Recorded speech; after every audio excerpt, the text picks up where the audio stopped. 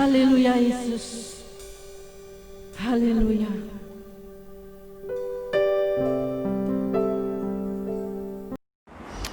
Selamat pagi semua jemaat Tuhan. Mari kita semua berdiri, kita teruskan kebaktian kita untuk minggu ini. Tuhan beserta kamu. Saya gembira bila mereka berkata kepada saya, "Hai, marilah kita menyanyi kepada Tuhan."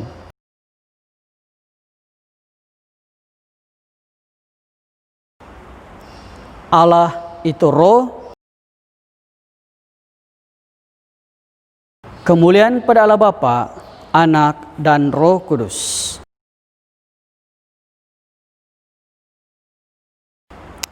Mari kita sekarang sama-sama menaikkan pujian dan syukur kita kepada Tuhan.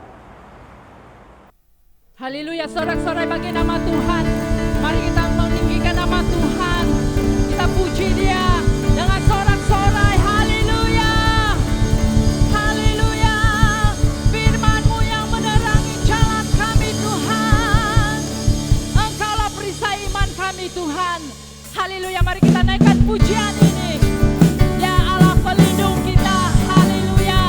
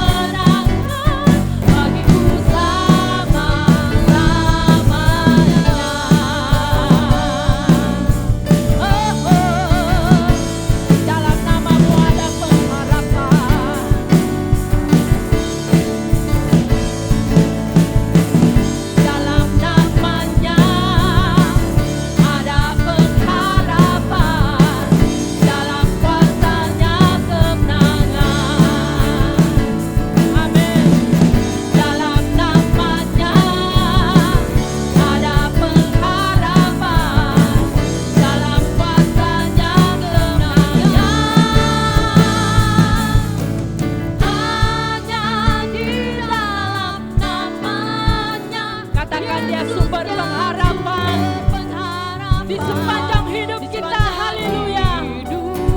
Hanya di dalam kuasa-Nya pasti tersedia kemenangan bagiku selamanya. Hanya di dalam nama-Nya Yesus ya sumber pengharapan di sepanjang hidupku. Hanya di dalam nama-Nya pasti tersedia kemenangan bagiku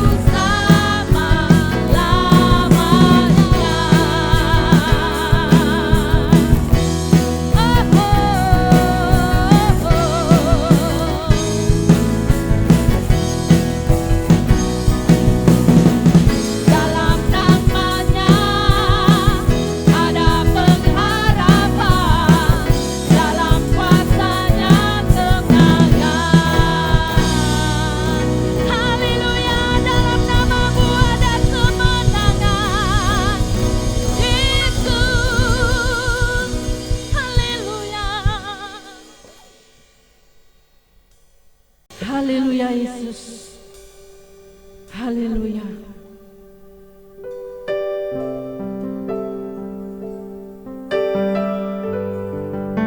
Engkau Allah yang ajaib. Nama yang membawa pengharapan di dalam hidup. Satu-satunya nama yang memberikan kemenangan.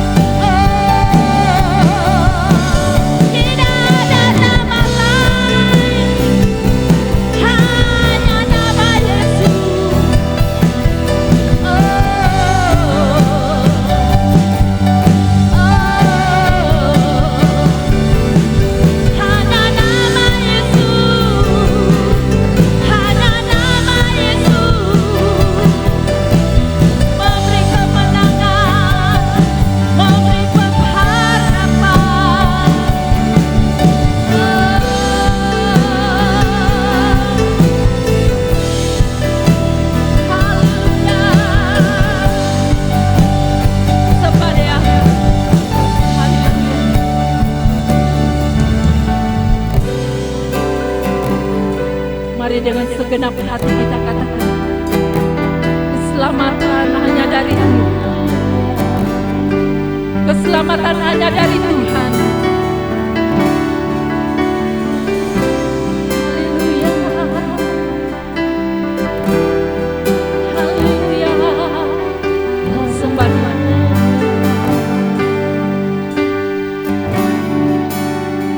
Keselamatan di dalam namanya, kemenangan di dalam namanya, satu nama, hanya nama Yesus, taklukkan segalanya. Keselamatan hanya di dalam namanya.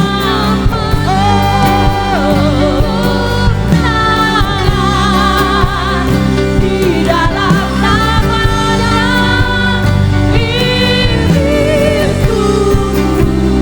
Dalam nama Yesus tiada nama lain.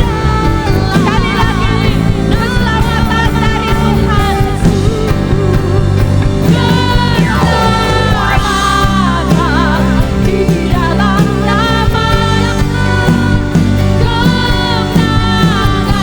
kemenangan di dalam namanya, satu nama, nama Yesus, taklukkan segalanya. Keselamatan di dalam namanya, kemenangan di dalam namanya, iblis tunduk.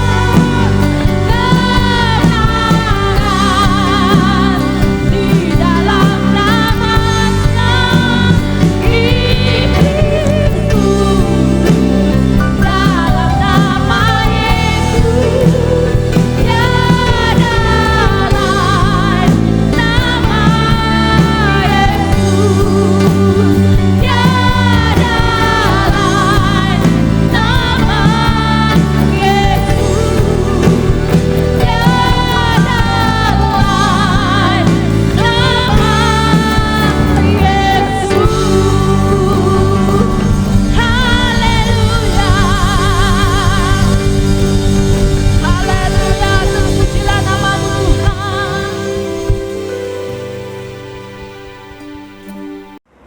Shalom kepada jemaat Tuhan, kita bersyukur sekali lagi karena sekali lagi dapat berjumpa di alam maya ini di dalam khotbah kita untuk minggu ini ya. Tapi sebelum itu mari kita tunduk kepala, kita berdoa. Kita mau menyerahkan firman Tuhan ini ke dalam tangan Tuhan. Mari kita berdoa. Bapa di surga, terima kasih sekali lagi karena kami dapat bersama-sama berkumpul beribadah pada hari ini. Dan kami berdoa untuk firman Tuhan yang kami dengar sebentar lagi. Kiranya Tuhan sendiri yang akan memberkati, mengurapi, dan menjadikan firman Tuhan ini kekuatan baru di dalam kehidupan kami khususnya. Sementara kami terus bertumbuh dan mengikuti Engkau sebagai pelayan-pelayan-Mu. Terima kasih Tuhan, di dalam Yesus Kristus kami berdoa. Amin. Nah, sidang jemaat Tuhan yang dikasihi, minggu ini tema kita adalah kerendahan hati. Dan ini kita akan ambil berdasarkan kepada konteks Filipi pasal 2 mulai ayat 1 sampai 13 ya. Nah, di dalam pelayanan kita kita sangat memerlukan kerendahan hati, karena kalau tidak, kita tahu pada bila-bila masa sahaja perselisihan atau krisis boleh terjadi ya. Jadi kalau kita tidak ada kerendahan hati, maka krisis itu boleh saja menjadi sumber kepada perpecahan kepada pelayanan kita maupun persatuan kita dan sebagainya. Jadi untuk inilah Rasul Paulus coba menasihatkan jemaat di Filipi ya, karena terdapat krisis pada masa itu di Filipi, khususnya di kalangan para pemimpin. Dan bagaimana dan apa nasihat-nasihat Rasul Paulus kepada jemaat di sana, itulah yang akan kita coba belajar bersama-sama pada minggu ini. Sebab nasihat-nasihat yang dia berikan juga merupakan nasihat-nasihat yang bermanfaat untuk kita pada hari ini. Jadi untuk itu yang pertama, ya, dia mendorong jemaat di sana supaya lebih melihat keutamaan orang lain. Ya, maksudnya di sini adalah tidak mengharapkan pujian semata-mata, ya, karena ini hanyalah sia-sia. Ya, dalam Filipi pasal 2 ayat 3e mengatakan seperti ini, dengan tidak mencari kepentingan sendiri atau puji-pujian yang sia-sia. Nah, memang tidak dinafikan bahwa menjadi orang yang dikagumi, dihormati, mendapatkan kedudukan, dipandang bijaksana, terkenal, menjadi orang berpengaruh, dan sebagainya merupakan hal-hal yang diidamkan, kalaupun tidak oleh semua orang, tapi majoriti orang mempunyai rasa semula jadi yang sedemikian. Tapi bagi kita orang Kristen, itu bukanlah tujuan kita. Kita bukanlah mau memegahkan diri sendiri, melainkan supaya dalam apa juga yang kita lakukan itu memuliakan Bapa kita di surga, dan ini ditunjukkan melalui kerendahan hati kita. Jadi orang Kristen harus mengarahkan pandangan pada orang lain dan bukan kepada dirinya sendiri semata-mata. Ya. Dan ini sangat penting, karena kalau tidak, kita akan mendapat motivasi yang salah di dalam kehidupan kita, dan motivasi yang salah inilah yang boleh menyingkirkan kerendahan hati yang ada di dalam diri kita. Nah, yang berikutnya adalah di dalam kita melihat keutamaan orang lain ini, bukan saja kita tidak mengharapkan pujian yang sebenarnya hanyalah sia-sia, tapi juga kita jangan hanya memperhatikan kepentingan sendiri. Ya, dalam Filipi pasal 2 ayat 3 mulai ayat 3b sampai 4 mengatakan seperti ini. Sebaliknya, hendaklah dengan rendah hati yang seorang menganggap yang lain lebih utama daripada dirinya sendiri.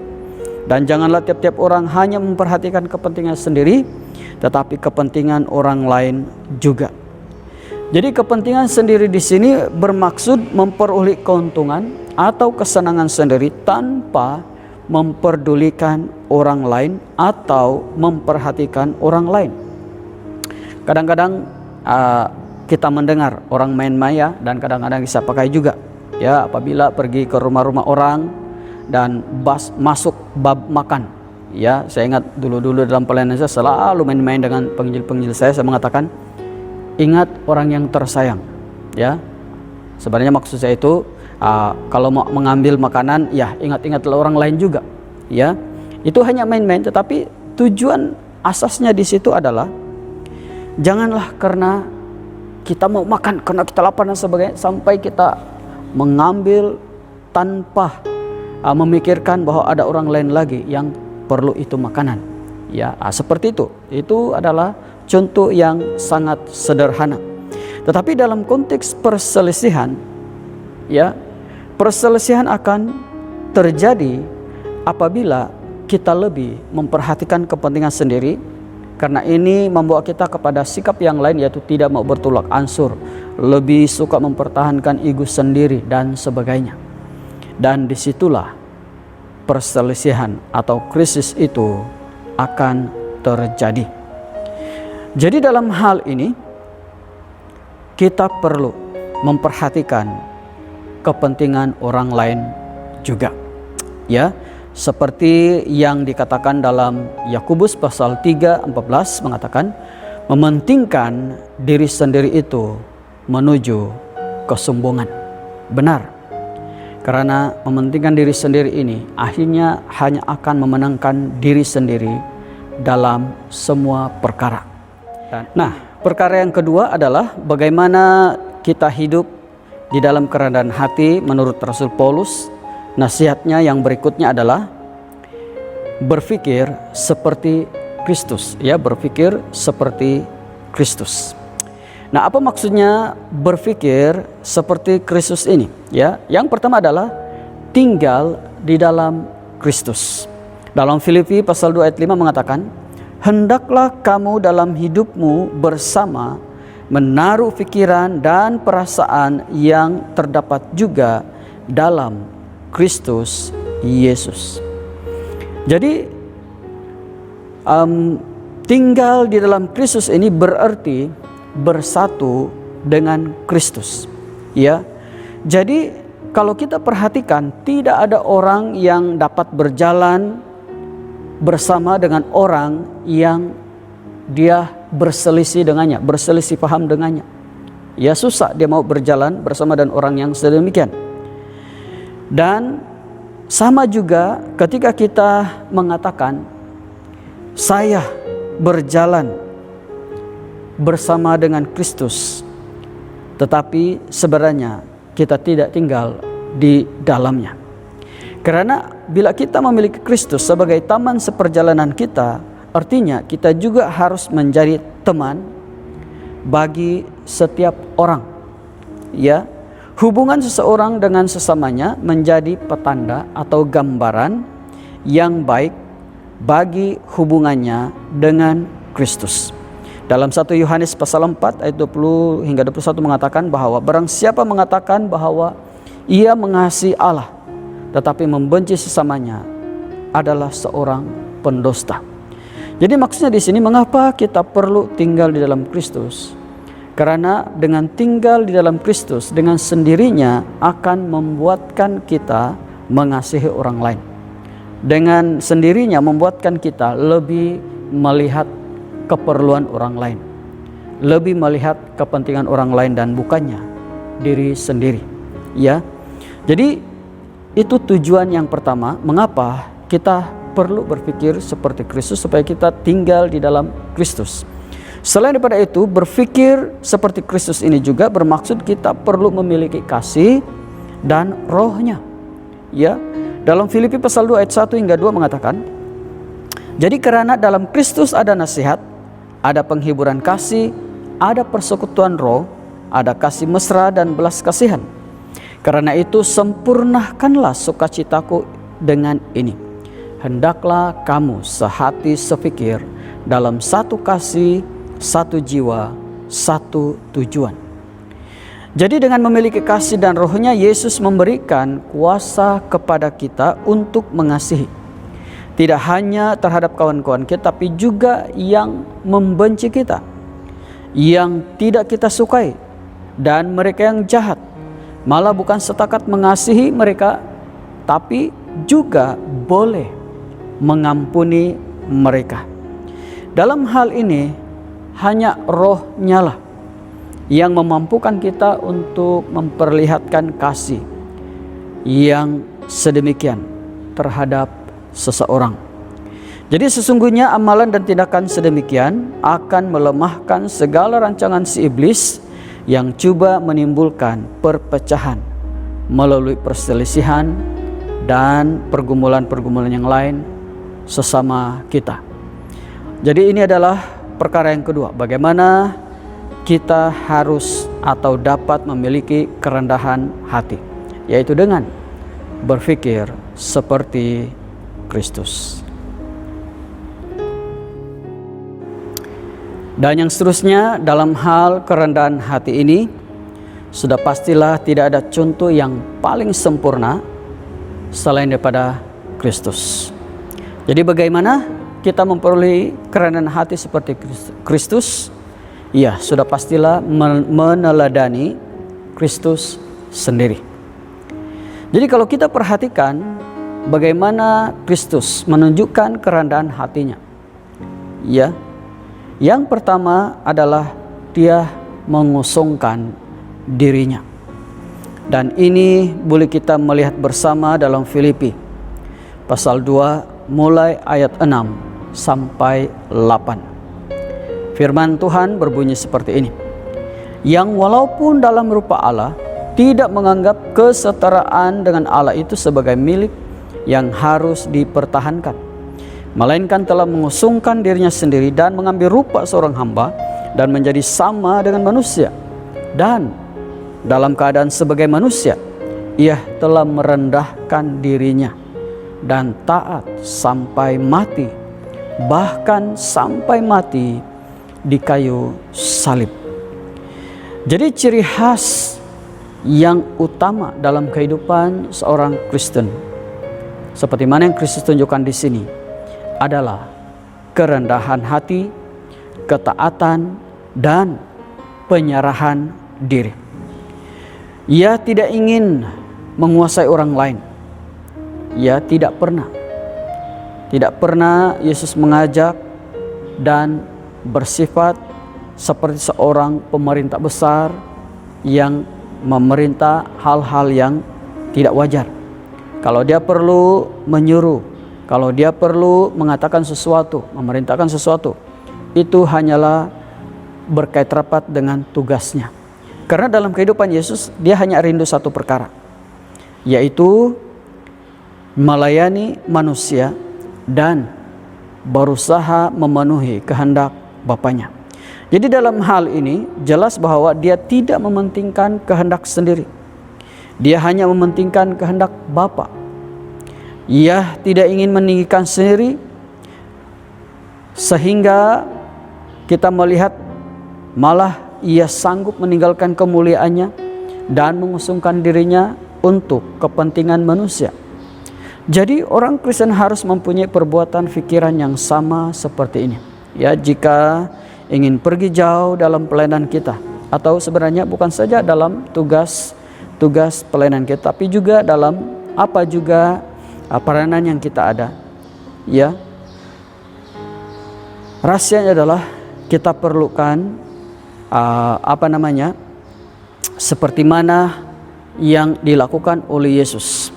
Karena kalau kita perhatikan, akhirnya apa yang diperolehi Kristus dalam pelayanannya sangat bergantung penuh kepada ketundukannya, ketaatannya, dan kerendahan hatinya di hadapan Tuhan.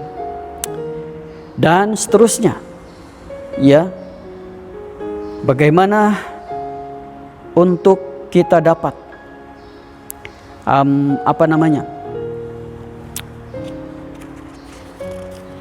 terus-menerus memiliki kerendahan hati tersebut, ya, adalah dengan mengerjakan keselamatan yang ada di dalam hidup kita, yang telah diberikan oleh Tuhan dalam hidup kita. Jadi dalam hal ini, ya, kita harus mempunyai seperti Kristus. Dia mempunyai rasa takut dan gentar, ya, kepada Allah Bapanya, ya, di surga. Dia walaupun berhadapan dengan segala macam ancaman ketika dia sebagai seorang manusia, dia tidak gentar untuk semua perkara itu.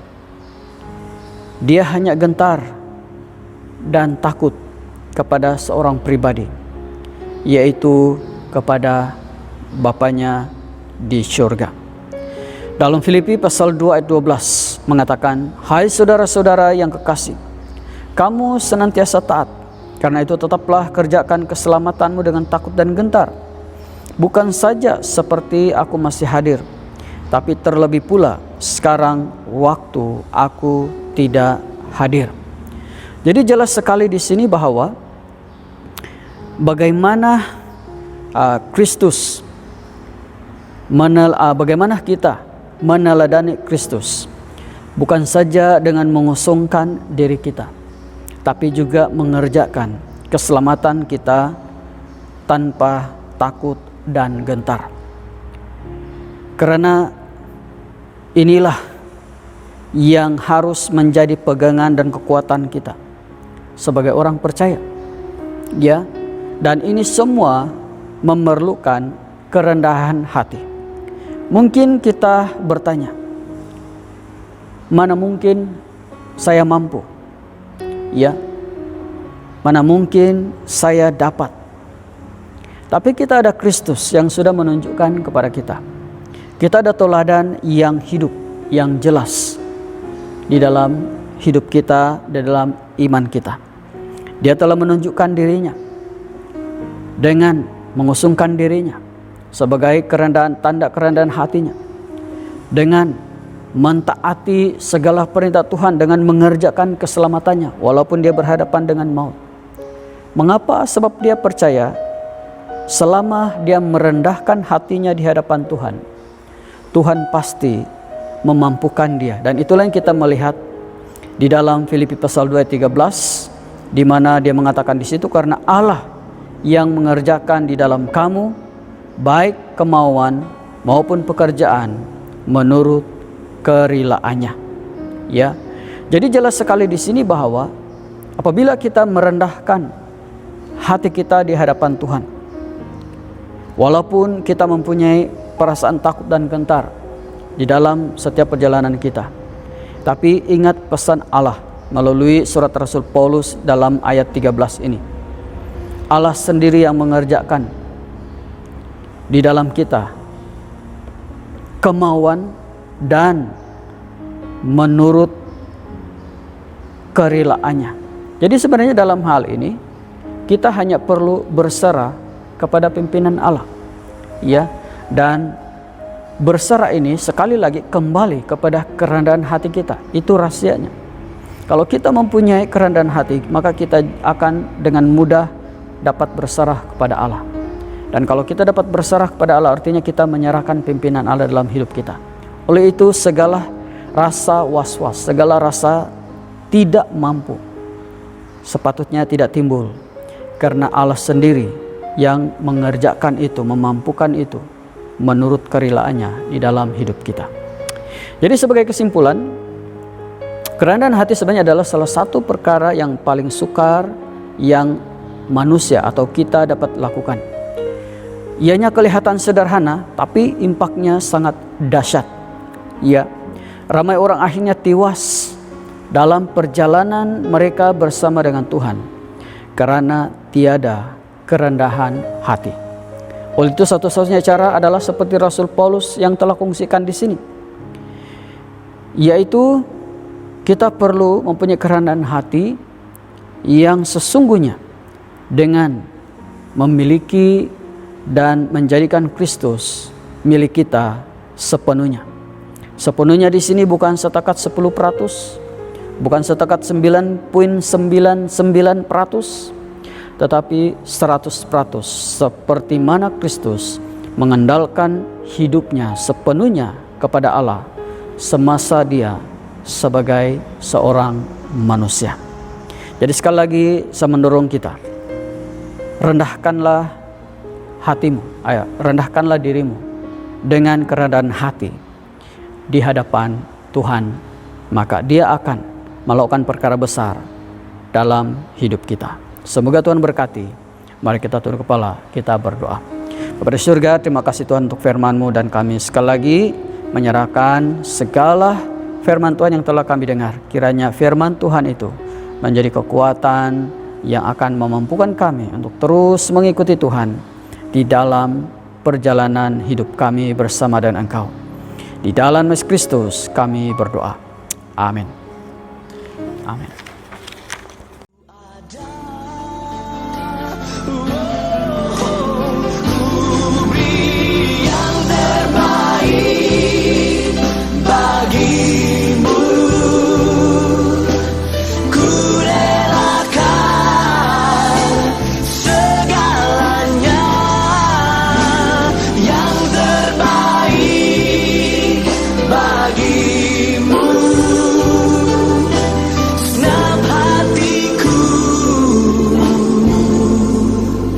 Dan segenap jiwaku.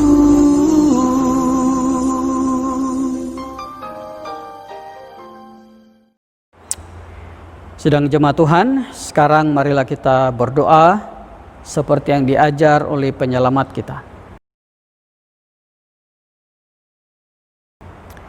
Bapa kami yang di surga, dikuduskanlah namamu.